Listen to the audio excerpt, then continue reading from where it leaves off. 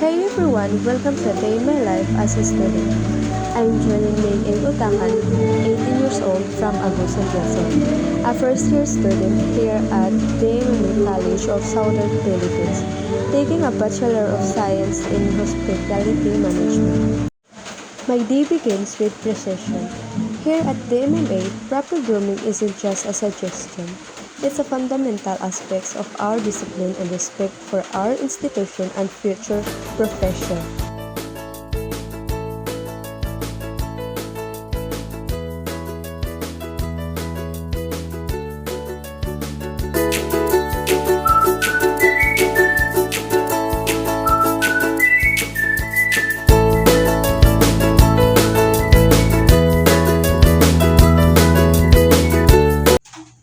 Now, I'm commuting going at school because my boarding house is distant.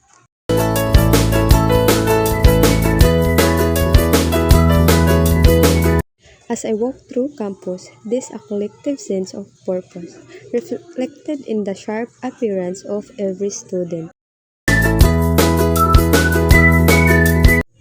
This is our first subject, HM1.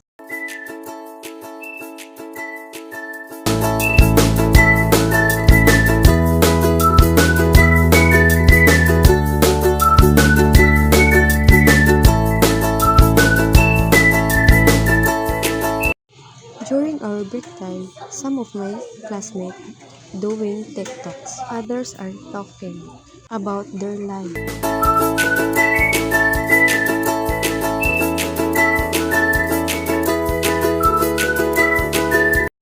Now, it's our second subject, GE4. She gave us a activity.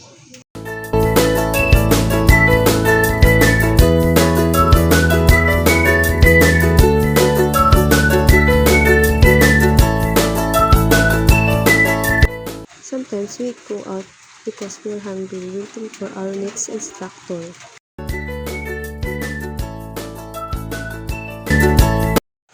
Now, we're going home because we don't have any class for GIP and PE.